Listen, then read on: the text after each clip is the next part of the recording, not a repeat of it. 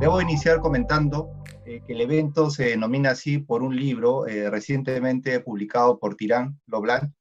Es una obra colectiva que por los autores y por los temas yo creo que va a ser un referente latinoamericano.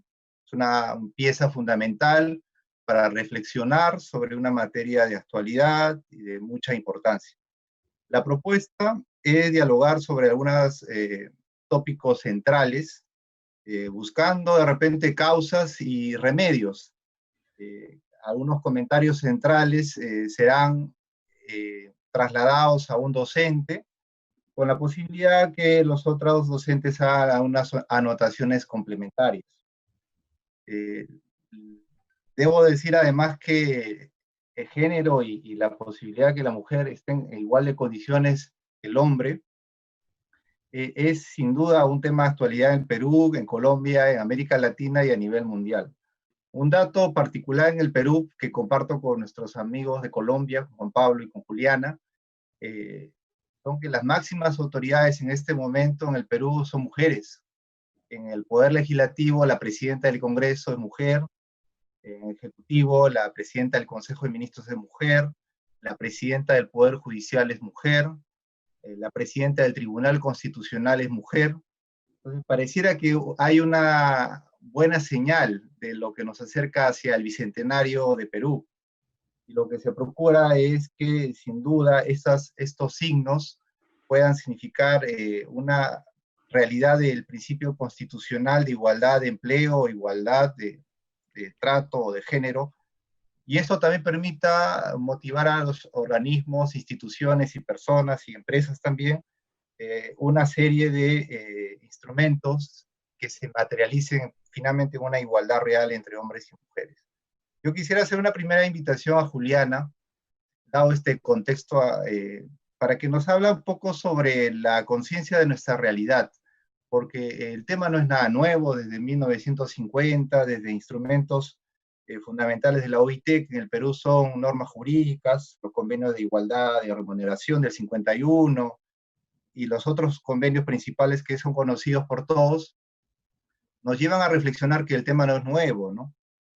La pregunta y la pista sería, en realidad habría como un espíritu de los tiempos, hay de realmente un consenso, una conciencia de nuestra realidad.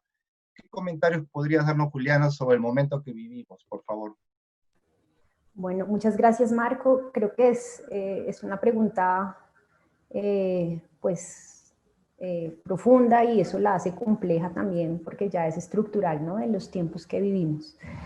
Yo creo que, y de la conciencia que se ha empezado a tomar de los tiempos que vivimos, yo creo que evidentemente el tema o el reclamo que hay de comprender el enfoque de género, de transversalizar muchos análisis con el enfoque de género, es algo que se ha empezado a incrementar a nivel de los países de medianos, de bajos ingresos, o del sur global y del norte global. Yo creo que es algo que ya ha empezado a permear muchas esferas. O sea, el enfoque de género ya ha permeado muchos análisis, y el mundo del trabajo y el mundo de la seguridad social no ha sido ajeno a eso. Y ya empieza, digamos, a haber análisis y coincidencias en los análisis muy interesantes, sobre todo en Latinoamérica, donde se empiezan a identificar estos grandes problemas desde una perspectiva de género en el mundo del trabajo y la seguridad social. Por poner algunos ejemplos, porque obviamente el enfoque de género puede llegar hasta muchos lados, pero lo que hemos identificado, y algo que se identificó en esta obra y que lo identificaron las otras autoras y autores, es que primero hay un tema de brecha salarial que aún sigue existiendo en algunos países más que en otros, y esto principalmente responde a diferencias laborales que se han creado históricamente por los roles que un poco se han naturalizado, que le corresponden a la mujer, y otros roles que le corresponden a los hombres. Estos roles que hemos naturalizado, digamos, esto se debe pues a contextos, esto no, digamos, no responde a porque la naturaleza femenina es así, la naturaleza del hombre es así, ¿no? Sino por un contexto histórico, pues por muchas causas que pueden transformarse, ha hecho que a los hombres se les asigne ciertas labores más reconocidas socialmente, por lo tanto van a ser mejor remuneradas, y a las mujeres se les ha asignado unos roles tradicionales en labores, por ejemplo, de cuidado, no tan reconocidas y por lo tanto que no tienen o no van a gozar de los mejores salarios. Por ejemplo, eso es un tema muy interesante, detrás del cual está, digamos, la brecha salarial, que es la manifestación, y detrás de esto está el problema que te digo, es la naturalización de dos roles con unas labores casi naturalizadas, casi estáticas, que que los tenemos que entender como fenómenos en transformación, no como la naturaleza humana, sino fenómenos sociales en transformación. Eso por un lado. Otro fenómeno muy interesante que se destaca aquí en Latinoamérica es el nivel de informalidad de las mujeres. La informalidad en nuestros países es muy alta, puede superar el 50%. Aquí en Colombia incluso se habla del 60% en las grandes capitales y del 80% en la ruralidad, y esta informalidad afecta más a las mujeres. ¿Esto qué va a generar? Que las mujeres estén excluidas, y me imagino que más adelante vamos a hablar de esto, pero pues te lo planteo como introducción, y es que estén excluidas de los esquemas tradicionales de seguridad social que siguen dependiendo de relaciones laborales formales. Entonces ahí tenemos otro gran problema. Tenemos también otro problema que se ha presentado, y es que las mujeres, digamos, que ya empiezan a incursionar en el mercado laboral, en cargos de responsabilidad altos, remunerados, que tradicionalmente se le habían asignado a los hombres. Ya las mujeres empiezan a incursionar, como tú muy bien lo dices, pero empiezan a tener una sobrecarga porque no han abandonado su rol de cuidado. Entonces tienen el trabajo en el hogar y el trabajo reconocido, digamos, por el mercado. Entonces yo creo que esos son tres problemas transversales a la realidad, digamos, de nuestros países, que se pueden analizar desde un enfoque de género. Hay muchos más problemas, pero yo creo que esos son fundamentalmente, también por ejemplo está el del techo cristal, pero esa sería otra discusión mucho más amplia, pero yo creo que estos tres son muy interesantes. La informalidad mayor en las mujeres, estas labores tradicionalmente femeninas que se han naturalizado, lo que impide o lo que genera brechas salariales, y el rol de cuidado que siguen teniendo las mujeres que trabajan, lo que hace que tengan una sobrecarga laboral. Yo creo que con eso podemos tener un panorama general de los problemas del sur global, yo creo, y concretamente de Latinoamérica. Y pienso que en varios países las autoridades y empresas en realidad lo que buscan es de repente afrontar este diagnóstico que se va confirmando a partir de las investigaciones. De repente Juan Pablo nos puede un poco presentar la perspectiva de qué herramientas normativas o qué instrumentos han llevado de repente a revertir ese estado. Creo que Colombia tiene un marco normativo de igualdad salarial. Si nos puede dar algunas anotaciones, Juan Pablo, por favor.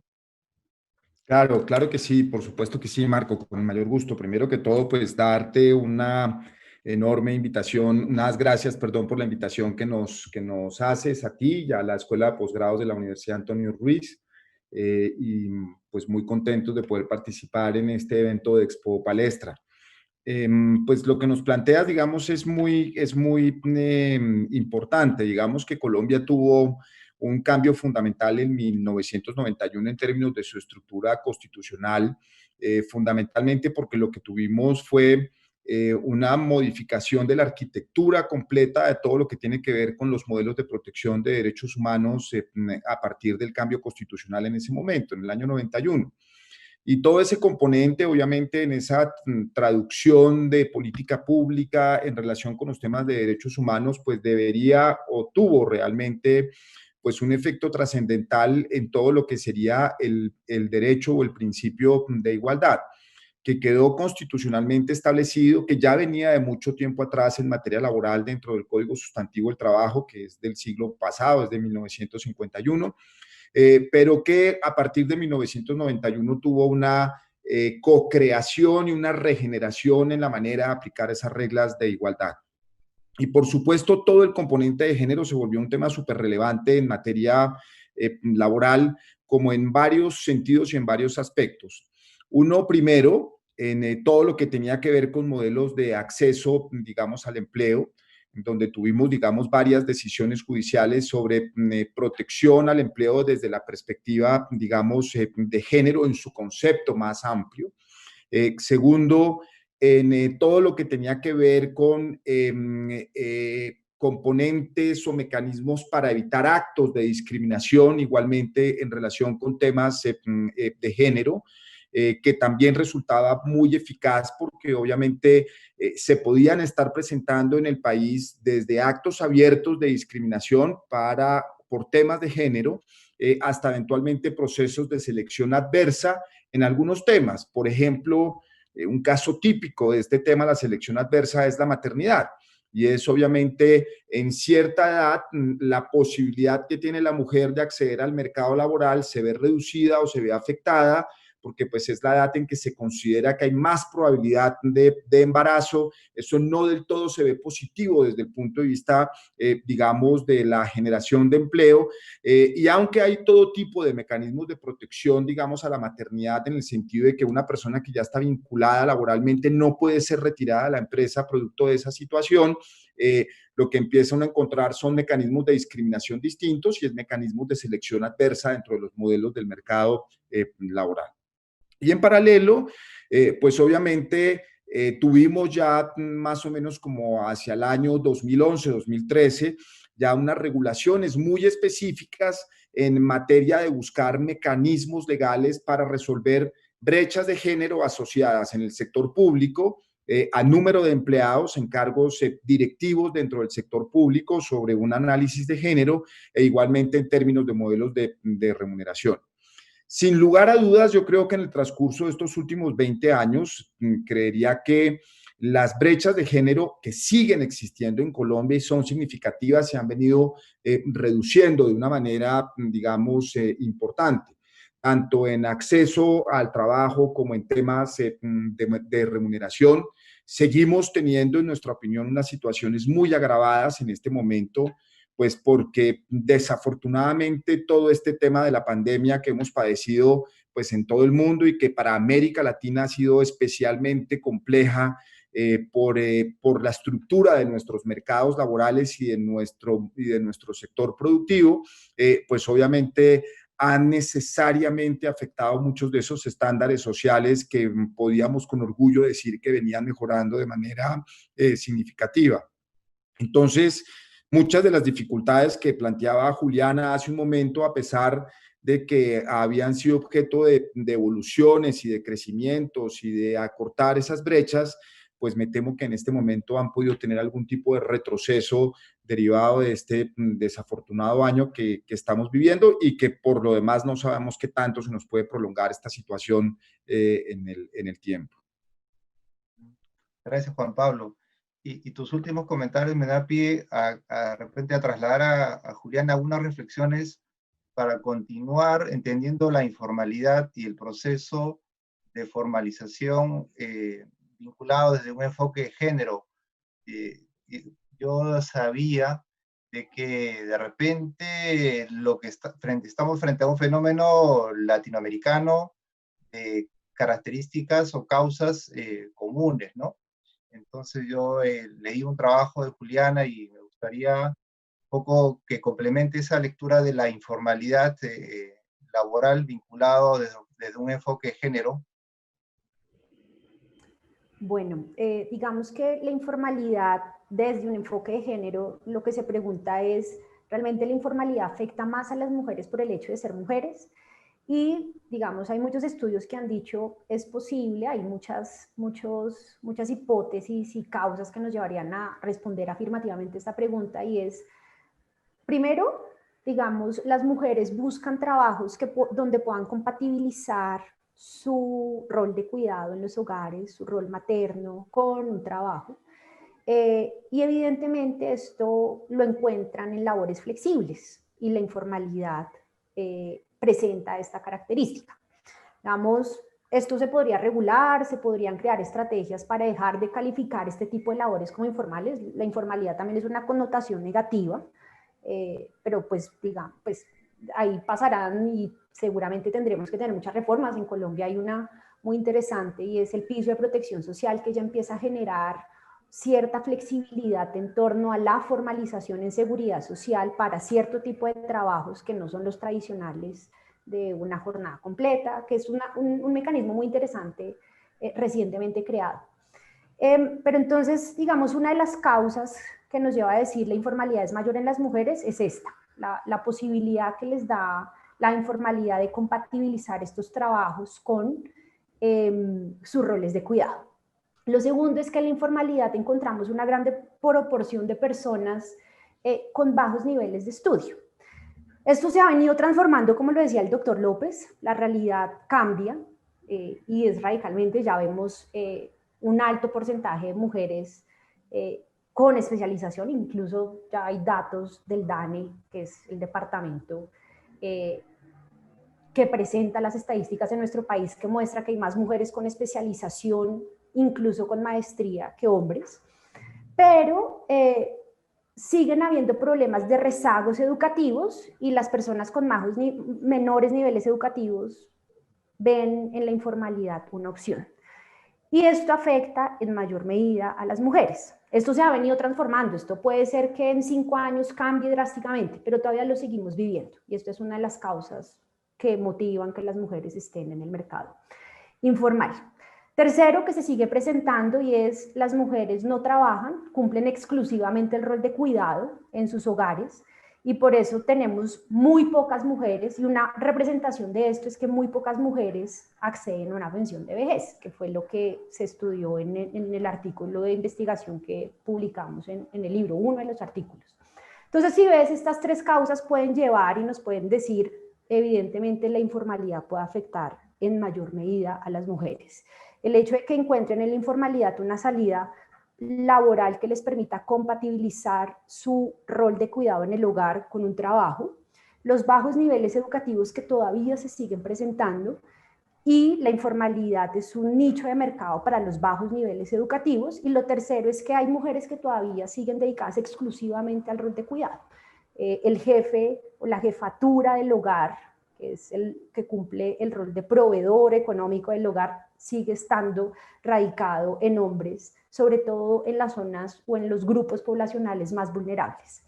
Y esto supone que pues la mujer no llega a la jefatura del hogar de una manera tan fácil. Entonces estas 3 cosas son causas que pueden motivar la informalidad de las mujeres y obviamente esto va a tener infinidad de efectos. Una baja protección laboral, una baja protección en términos de seguridad social y otra serie de efectos que pues los tratamos ahí en el libro y que pues más adelante podemos conversar. Sí, sí, gracias. Y en un momento sería interesante que nos aproximes a ese capítulo sobre pensiones, la investigación que realizaron, porque creo que también da señales sobre el problema, ¿no? Y por lo pronto, vinculado a la informalidad y vinculado a la protección, Juan Pablo, ¿tú crees que estos meses se han dado medidas suficientes en realidad o se han aproximado al problema?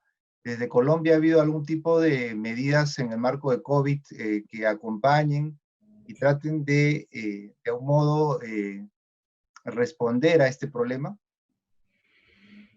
Pues la verdad yo me temo que no.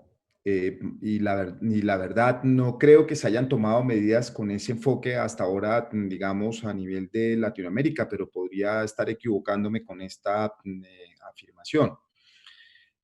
Cuando uno mira el impacto del COVID en términos de afectación del empleo, según la OIT, pues, y si a eso le diéramos un enfoque de género, tendríamos que mirar primero cuáles fueron aquellos sectores de la economía que se vieron más afectados producto, digamos, de los modelos de cuarentena totales o parciales que se tomaron en los distintos países y en los distintos gobiernos. Pero segundo, cómo era la composición interna de esos sectores de la economía en términos de empleabilidad entre hombres y mujeres. porque pues obviamente eso detona más o menos el impacto que pueden tener, digamos, ciertas decisiones de tipo de política pública y sobre todo asociados a los modelos de cuarentena que se tomaron en el país. Entonces, pongo un ejemplo. El sector de minas y canteras, que normalmente son, o de minas, de minería, que normalmente son sectores que tienen un alto nivel de aporte para la economía en términos del Producto Interno Bruto, son a su vez sectores que no tienen un porcentaje tan grande en la participación de empleo en nuestros países, son significativos, pero no son los grandes generadores de empleo, pero a su vez son grandes generadores de empleo masculino, más que femenino.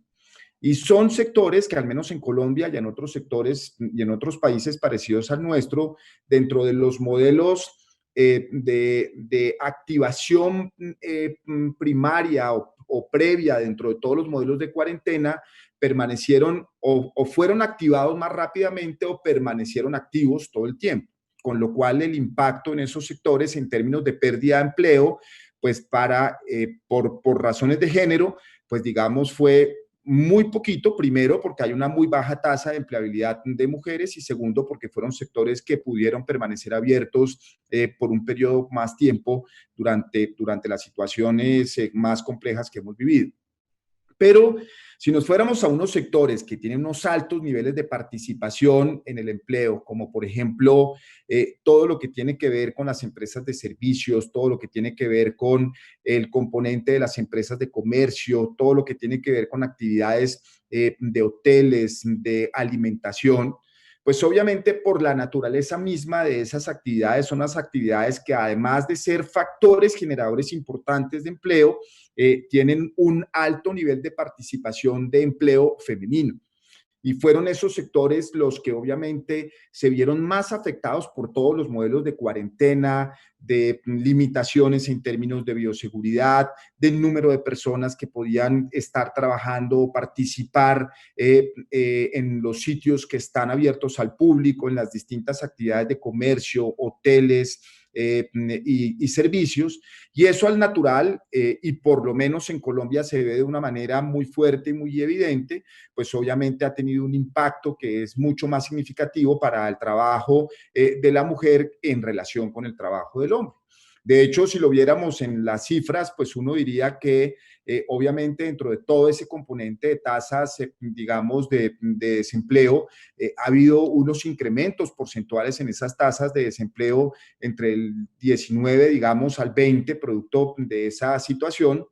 Nada más en Colombia, las pequeñas y medianas empresas que son grandes generadores de empleo, alcanzaron a perder casi 5.2 millones de empleos hasta el mes de agosto de este año y obviamente la recuperación de ese empleo que alcanzó a llegar al 21%, ya en este momento está en el 14%, pues en mi opinión ha cobrado un saldo muy fuerte bajo de la mujer en el país.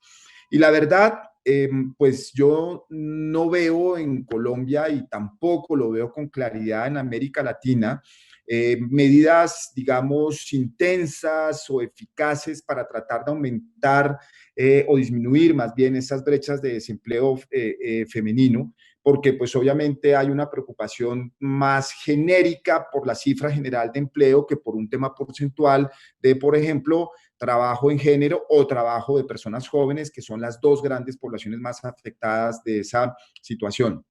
Nosotros acá en Colombia estamos en este momento en un profundo debate sobre la necesidad de modificar el modelo laboral en el país de cara a tratar de buscar mecanismos que faciliten mejor la generación de empleo formal. Pero realmente esos grandes cambios en materia política pública se ven lejanos, se ven complejos. En muchos otros países de Latinoamérica se están viviendo situaciones también de ajuste, digamos, de política normativa, pero pues hasta ahora no hemos visto, digamos, una acción eficiente o puntual en relación con un mecanismo para reactivar rápidamente el empleo de las mujeres y de los jóvenes, que son realmente las poblaciones más afectadas, digamos, de esta situación. Y además el problema se extiende a futuro, ¿no? Porque en realidad es atender un problema actual ver lo que va a pasar el próximo tiempo y también la perspectiva de las pensiones, ¿no? De repente podría Juliana complementar esa investigación que han hecho, que está consignada en el libro, de cómo fue la investigación y qué resultados, qué conclusiones tienen, que de algún modo se deben incorporar dentro de la agenda de las autoridades y, como decía Juan Pablo, es algo que todavía no se nota, no se evidencia una respuesta institucional latinoamericana que de algún modo esté a la altura del problema, ¿no? ¿Podrías comentarnos, por favor, Juliana, sobre este capítulo vinculado a las pensiones de un enfoque de género? Claro que sí. Pues la investigación realmente fue un análisis jurisprudencial que hicimos sobre las sentencias solo de la Corte Constitucional en una década. Revisamos aproximadamente el 60-70% de sentencias proferidas por la Corte Constitucional sobre pensión de vejez, invalidez y sobrevivientes, para analizarlas, digamos, desde un punto de vista estadístico y también cualitativo, para ver qué aspectos descriptivos de los accionantes pueden ser relevantes para un análisis desde una perspectiva de género. Y realmente lo que descubrimos fue una confirmación de las sospechas que teníamos y ya de lo que ha dicho ampliamente la literatura y los estudios, y es muy pocas mujeres acceden a una pensión de vejez, y a eso sumémosle que muy pocas personas en el territorio colombiano acceden a una pensión de vejez. Realmente es un grupo muy privilegiado, que es el que ha tenido la fortuna de ser un trabajador formal y además por largo tiempo, porque nuestros esquemas de seguridad social, que es una de las grandes críticas que ha planteado la OIT, es que siguen dependiendo de esquemas laborales tradicionales. Y esto pues afecta obviamente o replica los problemas del mundo laboral. Entonces, si tenemos una baja proporción de mujeres trabajando y una menor tasa de mujeres trabajando en el mercado formal, pues esto obviamente va a llevar a que muy pocas mujeres accedan a la pensión de vejez, y esto lo confirmamos en el estudio. La pensión de vejez, muy pocas reclamaban la pensión de vejez. En la pensión de sobrevivientes, nuevamente confirmamos otra sospecha, y es que hay más mujeres reclamando la pensión de sobrevivientes, lo que nos lleva a concluir nuevamente que es la mujer la que tradicionalmente ha tenido el rol de acompañar al hombre, que es el que trabaja en el mercado laboral reconocido, y que no tenemos un reconocimiento a las labores de cuidado de las mujeres en los hogares. Tanto así que esto no sirve para contabilizar semanas, que es como el requisito, o para incrementar capital, que son los dos requisitos que exige nuestro sistema de seguridad social, el sistema de seguridad social colombiano, para acceder a una pensión de vejez. Entonces, digamos, esto lo vemos confirmado nuevamente en la pensión de sobrevivientes, la mujer ejerciendo el rol de cuidado, y es muy interesante, y aquí vemos una cantidad de sentencias en donde la Corte Constitucional, se refiere a este rol de cuidado de las mujeres y lo desarrolla. Es interesante. Entonces le brinda la protección porque ha acompañado, se reitera mucho esta palabra de acompañamiento, porque ha estado a cargo del hogar. Entonces es clara, digamos, ahí se reafirma esto que se ha analizado tanto desde un enfoque de género. Y finalmente, con la pensión de invalidez volvemos y confirmamos lo que habíamos visto con la pensión de vejez. Otro tema muy interesante es que las pocas mujeres que acceden a la pensión de vejez por el trabajo que han realizado son en su mayoría maestras y enfermeras. Entonces, esto nuevamente confirma estos roles tradicionales femeninos. Entonces, en últimas, lo que hicimos con este estudio es mostrar que el sistema de seguridad social sigue replicando estas brechas del mundo laboral, en donde evidentemente hasta ahora la mujer ha tenido el peor lugar. Luego, en el sistema de seguridad social vamos a tener a la mujer también en un lugar no deseado, y un llamado es a considerar estos problemas desde, digamos, cuando se piense en creación de políticas públicas laborales, propiamente de seguridad social, o eventualmente en una reforma pensional que en Colombia la llevan anunciando hace un montón de tiempo y no se ha materializado. Y esto debería ser tenido en cuenta. Entonces, mirar, por ejemplo, no hay la propuesta concreta simplemente es una investigación que simplemente busca hacer un mapeo, tener como un panorama, no hay propuestas concretas, no llegamos hasta este punto y creemos que pues era muy arriesgado también plantear ya propuestas, pero evidentemente si llega a haber una reforma pensional se tienen que crear mecanismos para buscar desligar la seguridad social del mundo laboral, no hacerla depender del mercado laboral, que es excluyente, con la mujer, con muchas personas, con muchos grupos poblacionales, pero con la mujer es excluyente. Y buscar, digamos, otras maneras de proteger a las mujeres frente a la vejez. Una de estas pueden ser que ya han sonado en Latinoamérica, ya están sonando, que son las rentas básicas universales, que ya están sonando. Otros mecanismos de cotización más flexibles. Por ejemplo, aquí en Colombia tenemos los BEPS, que pueden ser una manera más flexible de cotización, que no es una cotización, no necesariamente tiene que ser una cotización constante, perdón, ni sobre un ingreso mínimo, ya ahí, digamos, tenemos una mayor flexibilidad. Entonces, eso es básicamente lo que hace el artículo, mostrar cómo se replican estos problemas y de qué manera se hace necesario pensar en estos problemas de cara a la creación de políticas públicas en seguridad social, pensando en la vejez de las mujeres y en los nuevos esquemas de seguridad social donde ya empiezan a existir en Latinoamérica ciertas reformas que pueden ser interesantes, como la renta básica universal, por ejemplo. O sea, es un ejemplo. En Colombia tenemos otros dos ejemplos que te los decía, los BEPS y este piso de protección social. Eso es básicamente.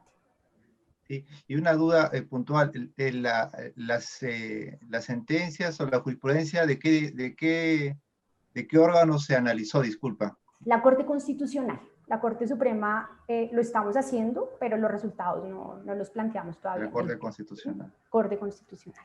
Sí, Juan Pablo. Gracias. Yo quisiera agregar algo adicional a lo que plantea Juliana, porque claro, va a tener que ser parte del objeto de análisis de distintos ángulos, porque acá se presenta una situación coyuntural, digamos, en lo económico que va a afectar todavía más el mercado laboral de las mujeres.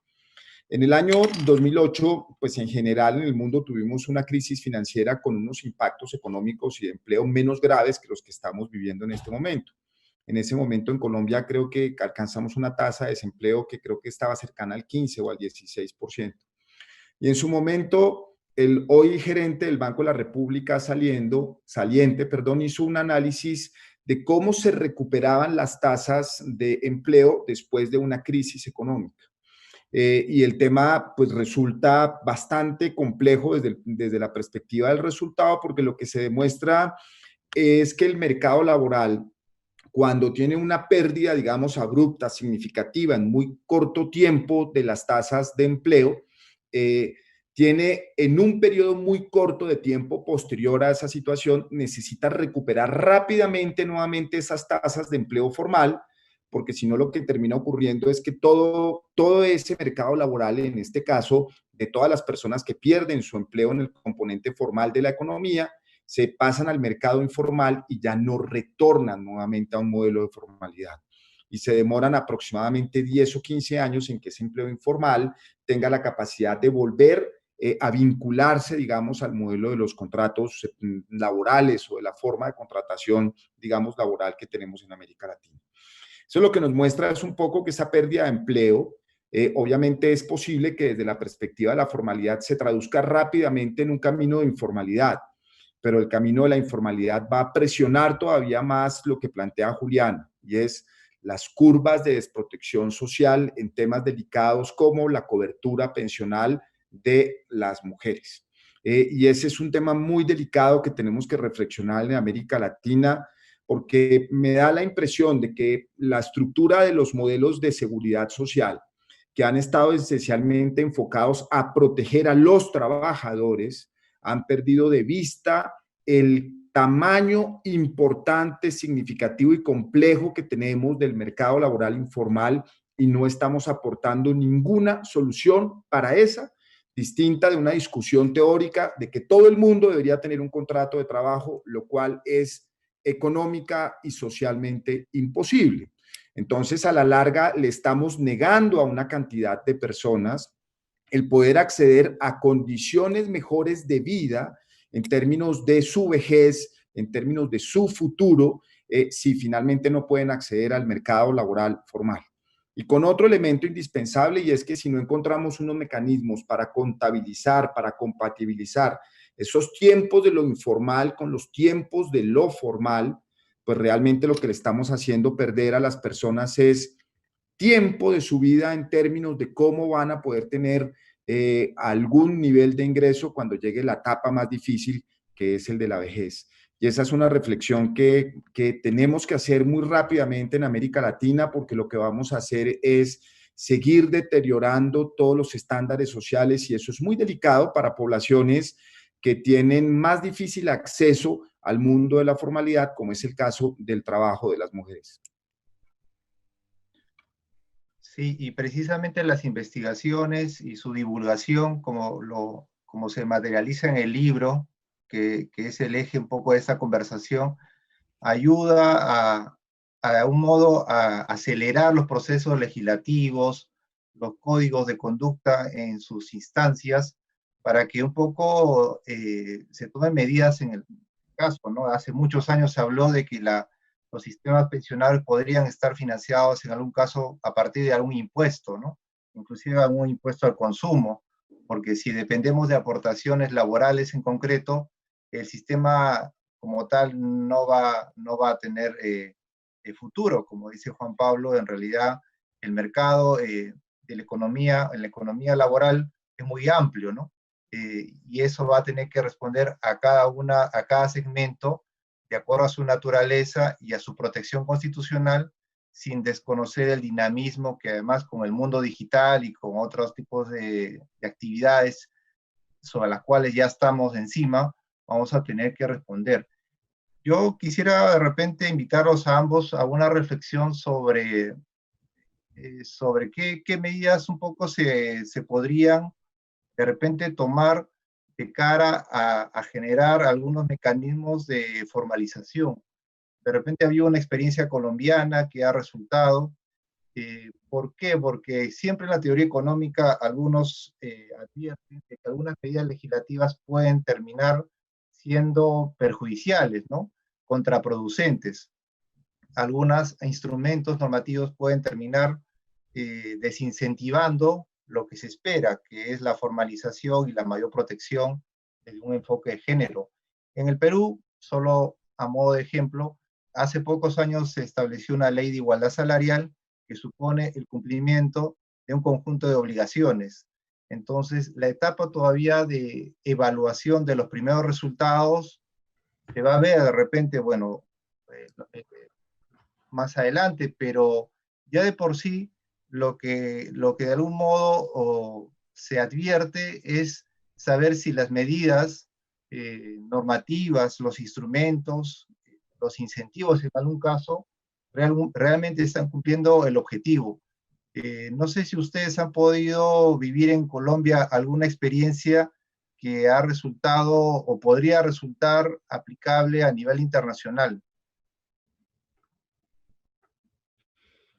Pues mira, el tema, digamos, de la generación de empleo, pues ha resultado siempre, digamos, un tema obviamente preocupante desde el punto de vista de política pública.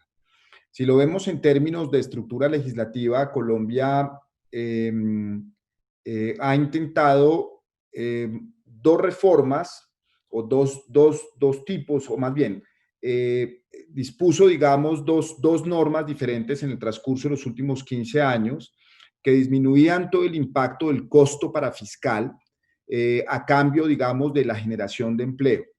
Y realmente el efecto que se produjo fue muy pobre. Hubo una ley, digamos, muy significativa, que fue la ley 789 del año 2002, que tenía dos mecanismos distintos para la generación de empleo. El uno primero era una reducción de las tablas de indemnización con una reducción del impacto de lo que era el trabajo suplementario, como un mecanismo, digamos, para facilitar la generación de empleo en el país sobre la estructura de que el costo laboral pudiera ser muy alto.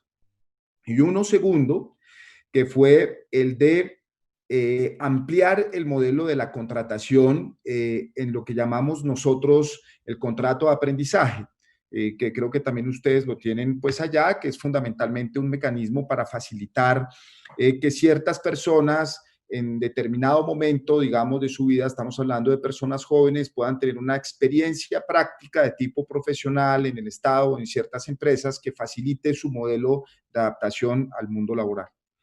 Los estudios que se hicieron en ese momento lo que indicaron era que la simple reducción del costo laboral, como estaba definida, no había logrado o no demostraba más bien la generación de empleo. ¿Sí? No había un elemento concluyente que mostrara que había tenido un impacto positivo o negativo en la generación de empleo. Era un tema, digamos, neutro.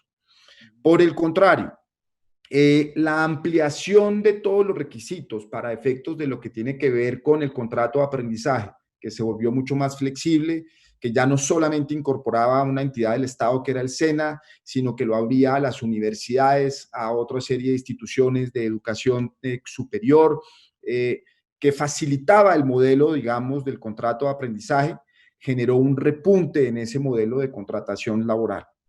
Y entonces de ahí surge una reflexión. La reflexión en términos de empleabilidad es si la estructura de contratación laboral que nosotros tenemos en Colombia y que eventualmente tenemos en América Latina tiene la capacidad real de resolver un problema económico que en mi opinión es estructural y es el de la generación de empleo. Yo creo que nosotros nos quedamos con un modelo laboral que es antiguo y que en general genera unos efectos que son muy delicados en términos de generación de empleo. Les pongo un ejemplo de algo que nos pasa en Colombia. El salario mínimo en Colombia está cercano, poniéndolo en matemática, a los $270, más o menos $280 mes, que son 870.000 pesos aproximadamente en el valor, digamos, de la estructura salarial colombiana. El sector de la agricultura, que es un sector que contrata, que tiene un alto nivel de contratación de mujeres en el país, en promedio, de acuerdo con la información que da el propio DANE, no llega a los 600.000 pesos, o sea, a los $150.000. Eso significa que ese volumen de trabajadores ni siquiera pueden ingresar al modelo de seguridad social, porque el modelo de seguridad social tiene un estándar en el sentido de que nadie puede cotizar por debajo del salario mínimo.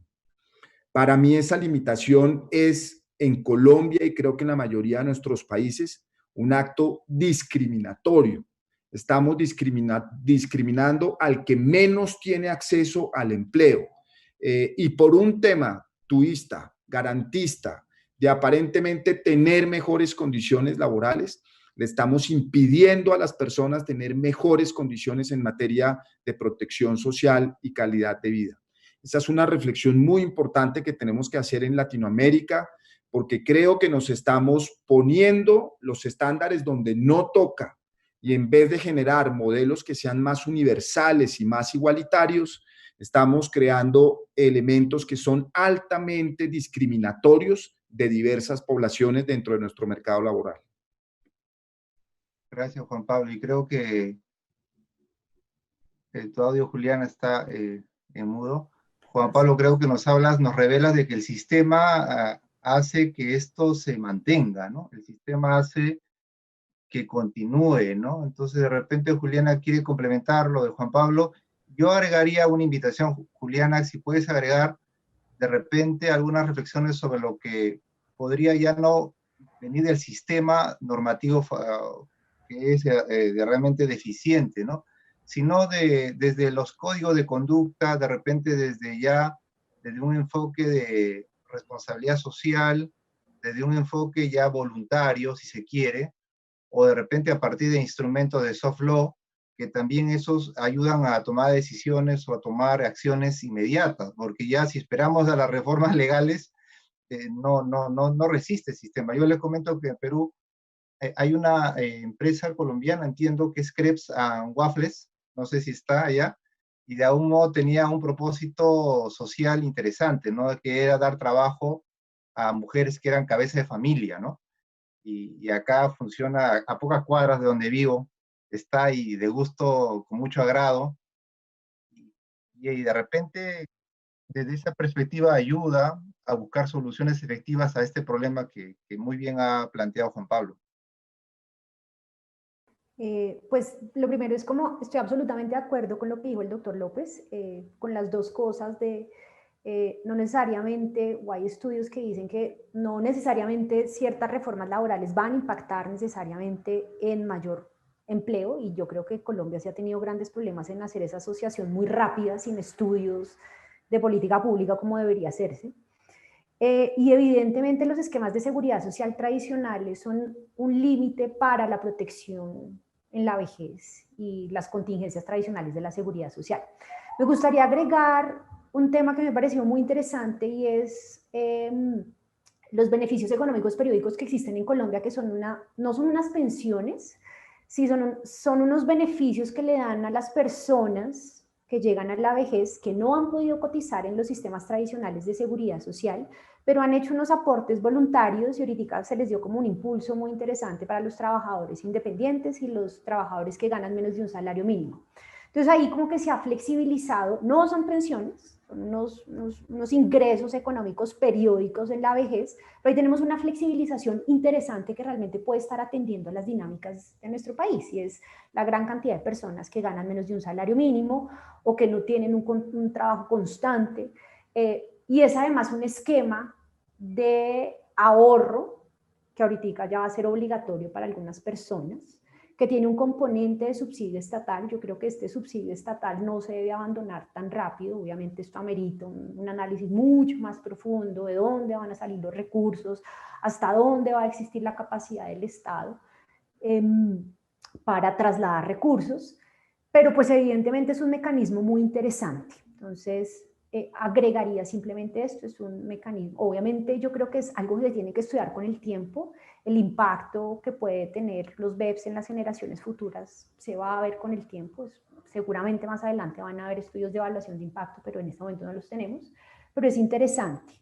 Y sobre lo que tú dices, mecanismos de soft law, creo que igual nuestro sistema de seguridad social es tan rígido, tan anticuado, que incluso teniendo la mejor intención, las nuevas economías colaborativas, donde seguramente está el futuro económico de muchos países, no necesariamente van a impactar en las reformas a la seguridad social. Entonces, creo que la seguridad social y nuestros sistemas rígidos sí merecen un análisis mucho más profundo, que atienda las necesidades de nuestro país, de nuestros países latinoamericanos. O sea, está diseñado para un país con unas industrias fuertes, y Colombia no es el caso. El 80% de la generación de empleo está concentrada en pequeñas y medianas empresas, y no se tiene la capacidad para financiar los estándares tan altos de seguridad social.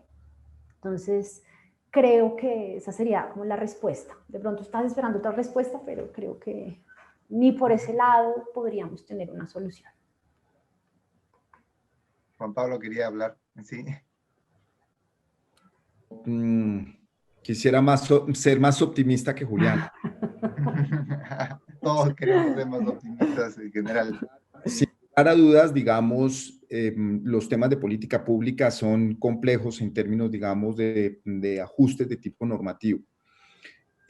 Pero sí creo que las buenas prácticas desde el punto de vista, digamos, de la actividad productiva y de las empresas, sí colaboran de una manera muy positiva a tener unos modelos y unos estándares de mayor nivel de igualdad.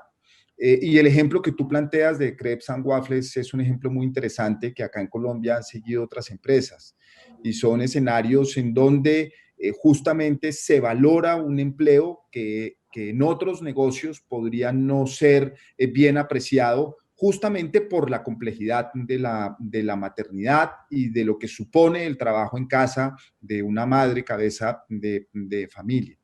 Y para esas empresas ha supuesto articular unos modelos de trabajo y unos esquemas de compensación y unas estructuras de jornada de trabajo que obviamente se ajusten a esas realidades.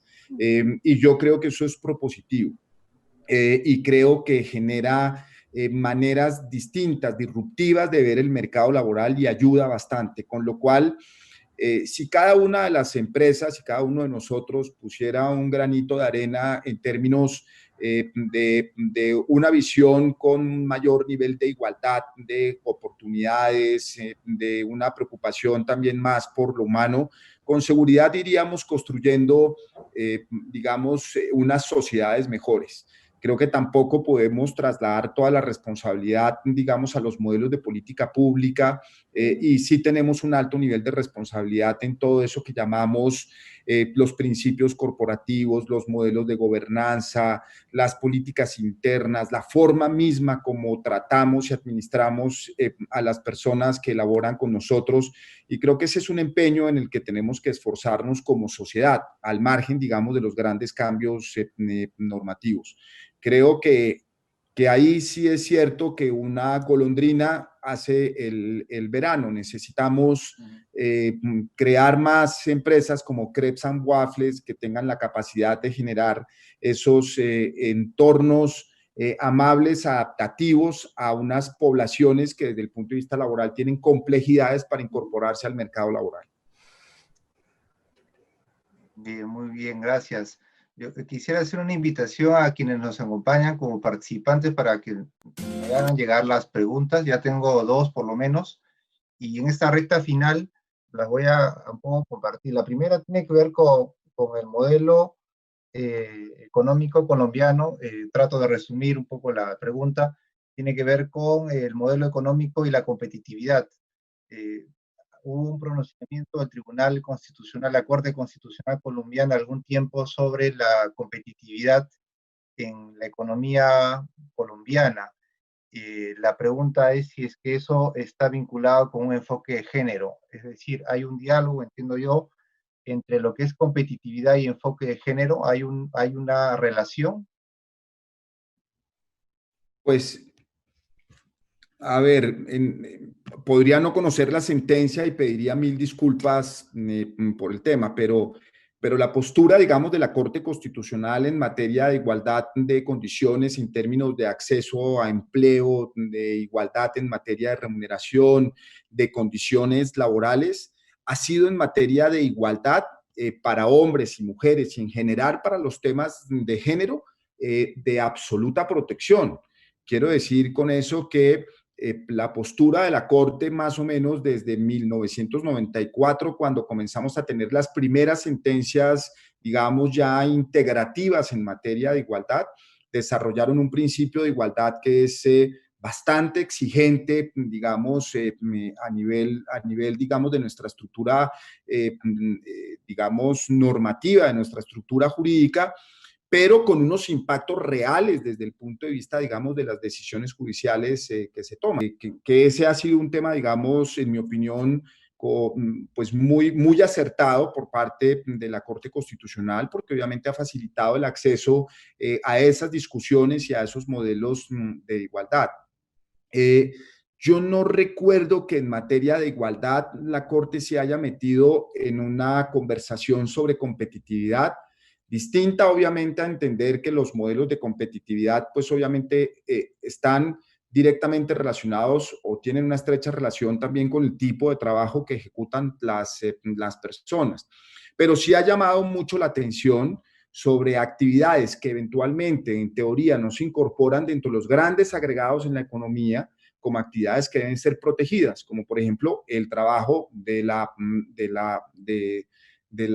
madre cabeza de familia o de la persona que desarrolla pues sus actividades como madre en su casa, lo que llamamos el trabajo, digamos, en el hogar, o los temas de estructuras de jornadas de trabajo y cómo se pueden adaptar, digamos, a ese tipo de realidades.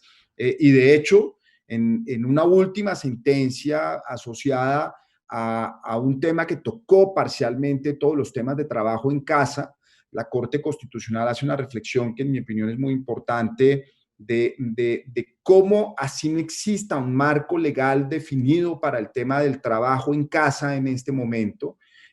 La estructura real del mercado laboral debería permitir que se aprecien condiciones como de género, condiciones como la realidad de la actividad productiva para facilitar unos modelos de trabajo más flexibles en términos de jornada para no desincentivar el mercado, digamos, laboral en el país, que me parece que eso es muy propositivo en una época en la que desafortunadamente no ve uno en ocasiones decisiones rápidas para resolver o para mitigar los impactos, digamos, de lo que ha venido pasando en nuestros países.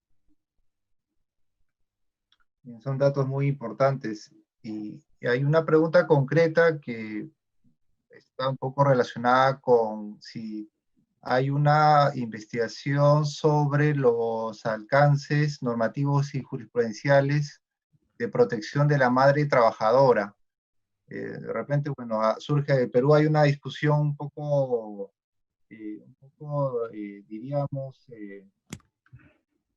normativa, si es que en el periodo, por ejemplo, de prueba, que es el primer tiempo de los 3 meses que podría tener una madre trabajadora, puede configurarse un despido, ¿no? Creo que es un problema internacional siempre, si en una primera etapa, en ese tiempo de prueba, es posible que el empleador pueda decidir sin causa de que el trabajo no se configura, no se extienda, ¿no? En el plazo normal, ¿no? ¿De repente tienen alguna institución parecida en Colombia? Sí, sí, en Colombia tenemos también un periodo de prueba de una menor duración que en el Perú, son dos meses. Pero el periodo de prueba, a raíz de una sentencia, la Corte ha tenido un desarrollo particular en lo que tiene que ver con protección de derechos fundamentales. Es que, si bien la Corte plantea que es una decisión discrecional del empleador y también del trabajador, el de querer no continuar, digamos, con esa actividad laboral, porque pues opera, digamos, en ambos sentidos para trabajador y empleador. Lo que la Corte sí ha planteado en relación con las empresas es que la decisión de la terminación de ese contrato en periodo de prueba no puede involucrar un acto de discriminación, Eso significa que si se puede demostrar que la terminación en el periodo de prueba está asociada, por ejemplo, a una condición de género, por ejemplo, a una situación como el embarazo, por ejemplo, a una situación como condiciones o identidades de tipo sexual, esa terminación de ese contrato podría ser ineficaz porque estaría afectando obviamente un derecho fundamental como es el derecho a la igualdad. Y en la práctica hemos tenido en el país varias decisiones judiciales asociadas a que el empleador no logra demostrar que el motivo de la terminación no estaba realmente asociado a una situación de discriminación y por lo tanto esa facultad discrecional se convierte en una facultad arbitraria y por lo tanto sancionada desde el punto de vista normativo. Sí, pero sí, hemos tenido una evolución en ese tema ya de hace un tiempo. Obviamente eso tiene una casuística probatoria que eventualmente puede ser un poco compleja, pero que en la práctica produce resultados muy eficientes desde la perspectiva, digamos, de protección al empleo. Sí, gracias, gracias. Va un poco en la idea del Tribunal Constitucional peruano que junto con otros siempre reiteran de que no hay islas y no hay espacios fuera del espacio constitucional, ¿no? Está presente dentro de un proceso de constitucionalización tanto desde el punto de vista normativo como fáctico, ¿no? Yo les Así quiero es. agradecer algo, quizá de repente Juliana nos puede comentar algo más del libro ya en la recta final. ¿Nos quieres de repente, Juliana, destacar algún capítulo del libro brevemente o hacer algún agregado, por favor? Gracias, Marco. No, pues invitarlos en marzo no, perdón, antecitos, por ahí en enero, febrero realizaremos el lanzamiento. El libro, pues, es muy interesante porque toma la postura de diversos autores de diversos lugares, tanto del mundo judicial, escriben 2 magistradas de la Corte Suprema de Justicia, de la academia, diversas profesoras, del sector real, empresarias, socias de firmas. Entonces creo que eso es un componente muy interesante y también toca muchos puntos del mundo laboral y de la seguridad social desde un enfoque de género en las relaciones laborales individuales, en las relaciones laborales colectivas entre sindicatos y empleador, en la seguridad social. digamos, como este es un panorama general del libro, e invitarlos al lanzamiento cuando lo hagamos. Y muchas gracias por el espacio. Muchas gracias. Entonces, Juan Pablo, se quieren despedir y yo para el cierre, por favor. Pues no, Marco, no me queda nada más que darte las gracias por este espacio. Realmente es muy interesante compartir con ustedes en el Perú las realidades que tenemos en Latinoamérica del mundo laboral, que por muchas razones pues son muy parecidas y tienen problemáticas que son similares. Con Perú, además, de los lazos de afinidad, nos unen una serie de problemáticas laborales y de nuestro propio mercado económico que tiene algunas semejanzas y algunos parecidos. Entonces, pues la verdad que es un gusto compartir con ustedes, agradecerles muchísimo el espacio y ya en estas épocas de final de año, pues además desearles una feliz Navidad y que ojalá el próximo 2021 nos traiga noticias más alentadoras y que nos permita recuperar rápidamente la normalidad que tanto añoramos todos. Así que un abrazo desde la distancia. Muchas gracias, Juan Pablo. Juliana, tu despedida, por favor. Pues no, muchas gracias a todos, muchas gracias por escucharnos, por ponerle tanta atención a los asuntos de género que cada vez son más importantes, y una invitación también a que todos se unan a esta causa. Digamos, el enfoque de género no es algo pesado ni harto como muchos lo ven, sino una mirada muy refrescante y muy importante para estos tiempos. Y ya, felices fiestas también. Bien, muchas gracias, Juan Pablo, Juliana. Ha sido realmente una sesión, una charla muy amena. Ha habido temas muy importantes que han tocado algunos aspectos del libro, pero aspectos también en general de una materia de actualidad, de importancia. Agradecer a Expo Palestra, a la editorial Palestra, a Tirán Loblanch, que ha ayudado a que esta reunión se realice.